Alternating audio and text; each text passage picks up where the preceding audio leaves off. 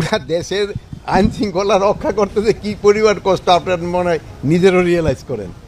তো আমরা চেষ্টা করতেছি আস্তে আস্তে আইন শৃঙ্খলা পরিস্থিতি যেন আরও উন্নতি যায়, উন্নতি। আর এখানে থানা ভিজিটের উদ্দেশ্য ছিল এদের থাকার অবস্থাটাও আপনারা জানেন, তাদের খাবার অবস্থাটা কীরকম, এইগুলি দেখার জন্য, এবং এইগুলিতে কীভাবে আস্তে আস্তে আরও উন্নতি করা যায়।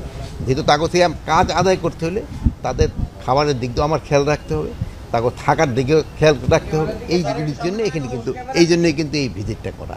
আপনার এরকম একটা হিসাব দেন, পোস্টিং হওয়ার পরেও যদি যে যায় নাই তাদের ক্ষেত্রে আমরা অবশ্যই অ্যাকশন নিব। আপনারা জানেন ঢাকায় প্রায় সবই নতুন। আপনি কোথা থেকে আসছেন? মিশন। আপনি আপনি আপনি খুলনা। এই যে দেখলেন সবই কিন্তু বাইরে থেকে আসছে।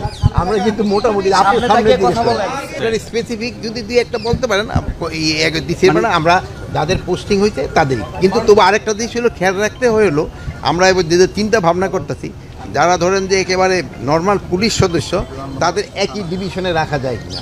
যেহেতু হয় কি ফ্যামিলিটা দূরে থাকলে এখন কিন্তু ছুটির সংখ্যা কম, এরা মনে হয় মাত্র 20 দিন ছুটি পায়, আর লিভ পাইলো আরও 20 দিন। ওই 20 দিন ছুটি কিন্তু আমরা অনেক সময় দিতেও পারি না। এই জন্য ফ্যামিলিটা যেন তাড়াতাড়ি দেখা করে করতে পারে। যেমন ধরেন এখন শুনলেন যে একজনের রেশনটা তার বাসায় ওখান থেকে পৌঁছাতে হয়, তার তো একটা ছুটি দরকার। এখন যদি সে বাড়ি সেই রংপুর বা রাজশাহী হয় ওখান থেকে একটু সমস্যা হয়। এই জন্য আমরা চেষ্টা করব নিচের লেভেলে যেন তাদের একটা ডিভিশন, যেমন ঢাকা ডিভিশন বা চিটাগাং ডিভিশন যে এলাকার ওখানে রাখা যায় কিনা। এইটার ক্ষেত্রে আমি দেখেন কিন্তু আমি আগেই কিন্তু এই ওসি আমি এটাই জিজ্ঞেস করছি, ওরা নাকি অলরেডি 2 জনকে ধরছে।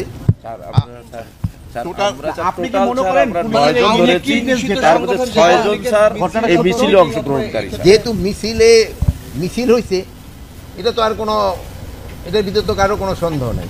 মিছিলটা যেন ভবিষ্যতে না হতে পারে এই জন্য পুলিশদের ইনস্ট্রাকশন দেওয়া হয়েছে, এবং যদি তারা এটাকে ভালোভাবে কন্ট্রোল না করতে পারে তাই তাদের বিরুদ্ধে